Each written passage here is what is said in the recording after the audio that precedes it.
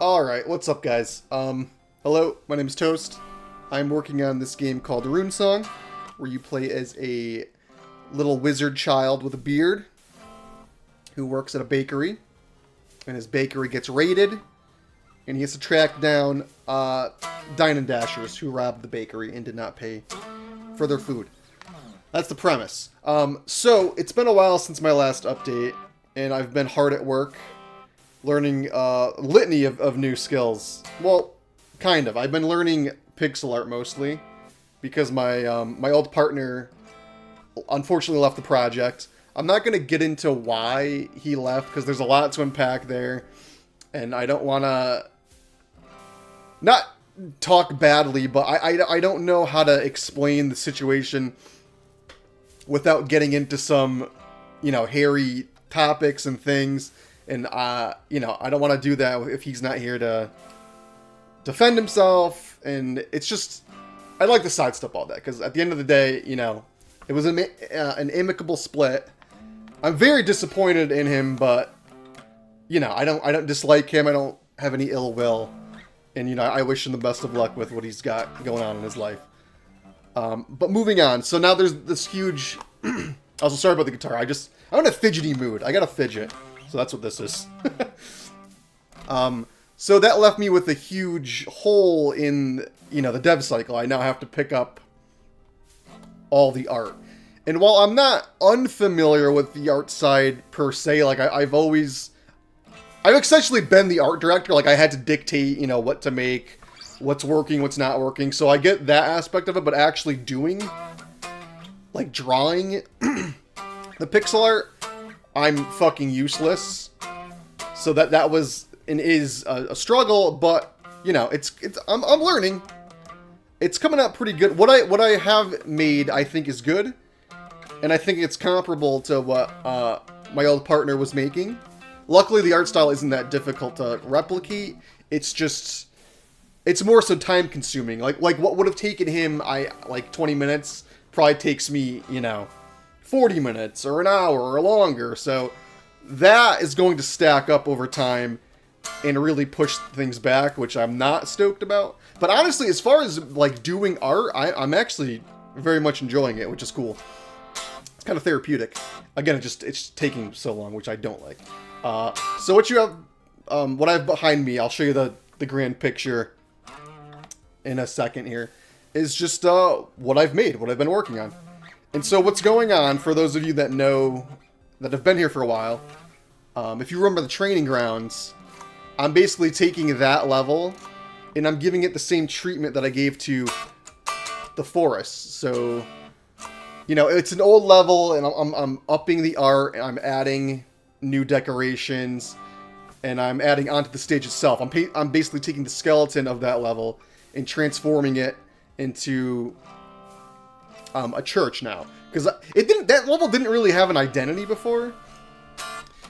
And what assets we did have prior to Babachu leaving, they were good, but they were generic. They didn't really have an identity. So I think making it a church kind of works with the generic the generic art we had for it before.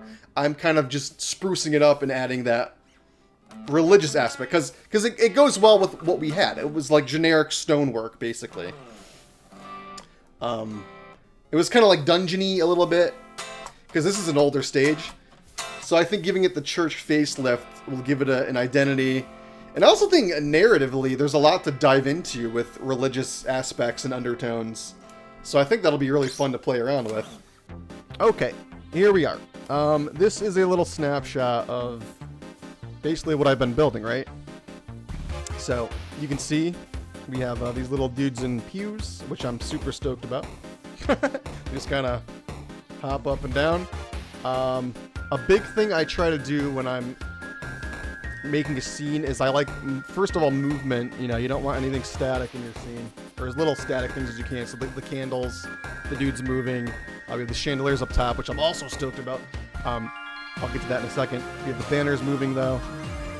And they're all moving at different timed intervals. You know, it would look shitty if, like, all the dudes in chairs were bouncing at the same exact rate, so I try to break that up. The same with the banners. The ones on the wall move differently than the ones on the stand. And that just gives like a flow in like life to, you know, the level. This dude, we have a ghost wearing a Pope hat giving an electrifying sermon. Stoked about him, the way he kind of looks around. I like that. I like how the page turns. That page turning was such a pain in the ass to make look good, and it doesn't even, I wouldn't say it looks good, but it looks doable, which is nice. You got that going on. And so for him, you could either jump over him or you can crawl under him. Jumping over him is actually kind of difficult because you have to kind of wait for your apex to then go, or else you're going to get hit. So that's kind of a fun little risk-reward thing. If you just run straight on, you're going to hit him. If you get caught in his electric field, you're going to get hit. And so these chandeliers, dude, I've been trying to come up with a pendulum platform for so long, like 3 years straight. I just could not get it. I can get the movement just fine, but I couldn't get the character to smoothly stay on it and like not jitter and like freak out and glitch out when he was on it. So I'm super stoked about this. I think these are gonna be really fun to build a stage with, and it's a script that I wrote that I'm gonna be able to reuse for so many things. Pendulum movement is very common. I'm stoked to finally have it. It just dawned on me in the shower a few days ago, and I was just like, oh my god, I bet that's how I fucking do it. And sure enough, I got it. Stoked. What else? We have a little rug on the floor here. We have the stained glass windows. Stained glass windows was a pain in the ass to make. I found that doubling the black lines is really what I needed to do to make them look not like chintzy and cheap. For whatever reason, I just accidentally did that, and I was like, holy shit, that's it. Another thing, we have player abilities now. So one thing I was always worried about in the game was, like, a big part of the game is getting the loot and exploring and, you know, getting gold. But I really didn't have many things to use the gold with. The only things you could really buy were potions, and you could expand your max health. But, like, that's not super fun. Like, it's, I don't know, stat increases aren't great to do. Like, they're helpful, but they're not fun. So finally, one of my buddies was like, dude, you need abilities. Dude, you need abilities. And I was like, yeah, that would be nice, but I really don't feel like doing it. I don't want to have a build, like, I don't want to take the time to do it. And finally, I was just thinking about it, and I was like, he's fucking right, dude. Let me just fucking sit down and try to hammer these out. And so it took a couple, I don't know, a week or two, and I finally, you know, I implemented abilities. So first off, we have gliding, pretty helpful. We have this little charge attack where he charges up like donut fucking energy and blasts some donuts in all directions. They do extra damage. Yeah, they hit a bunch of targets. The ghosts can't be killed. That's one thing, you know, lore-wise, because they're ghosts, they're ethereal, whatever. But also just, I don't want the game to be like every challenge. It's just like, oh, just stand far away and kill it, and then you could just have no challenge. So I purposely made them unkillable. Anyway, back to the, I don't know where that rant came from. Back into the power-ups. We also have dashing, which is fucking sweet, dude. A lot of fun to be had. I think that it looks good with the blur effects. And yeah, it doesn't go a crazy distance, but it does enough, I think. Again, you don't want to make things too easy, you just want to make it fun. Another thing you might be able to see is you have a double jump now, or you can if you purchase the upgrade. So that works.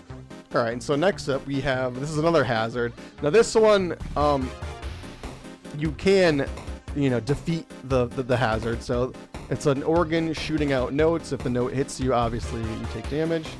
I might need to make these a little more readable. Maybe they need like a white outline so they stand out more. I don't know. We'll see what the playtesters think. But yeah, so it's a little rat running on an organ, and it shoots out notes that kind of, they track you when they first spawn, but they don't like home in on you.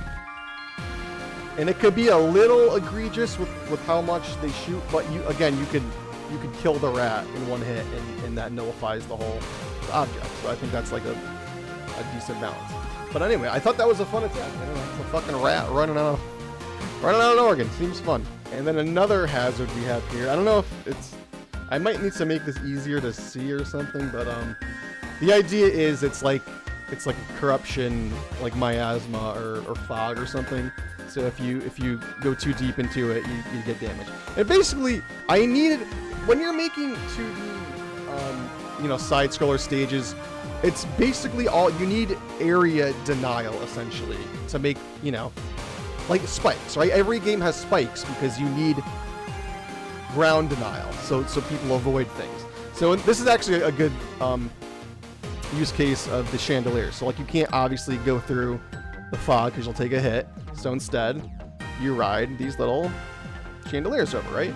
So basically, this fog they're spikes, but I needed to come up with like a thematic equivalence, because I don't. You'll notice this game has very few spikes in it, because just having spikes that don't match like the environment just looks stupid.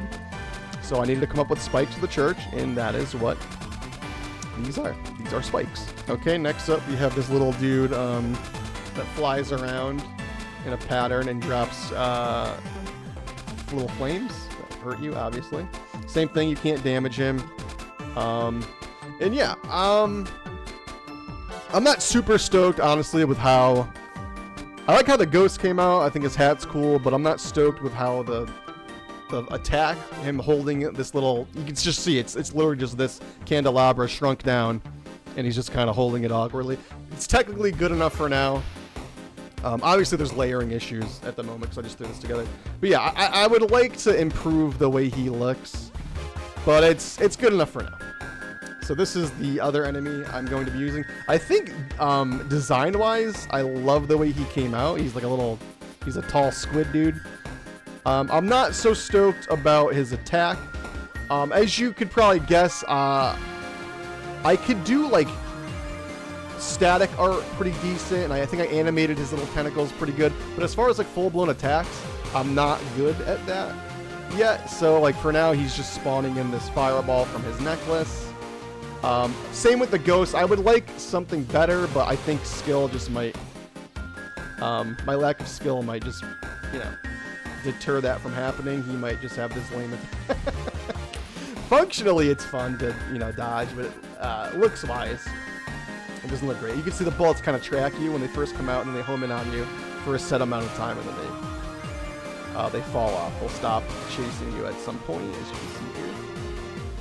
And yeah, I think he looks great. Shout out to my girlfriend. She made the base model for him, and then I added the necklace, cleaned him up a bit, and animated him. So yeah, pretty okay, decent. Overall, like, it's gonna be tough. The game is not gonna be as good as it could have been with a proper artist doing things, but I do have the skill to at least finish it with, minimal quality degradation. It could have been a lot worse. I'm very pleased with my work so far. I thought it was going to be a lot worse. And obviously, you can kill him. These guys, you can fuck up. That's why they shoot so often, because you can just kill. Also, I improved the code on the enemy quite a bit, so they should be less jittery. They'll actually, if they don't notice you, if you're not in their line of sight, but you shoot them, they'll react to you and start chasing you, which my old enemies didn't. You could just blast them if they weren't looking at you for free and nothing would happen. So that's fun. I'm always iterating and improving.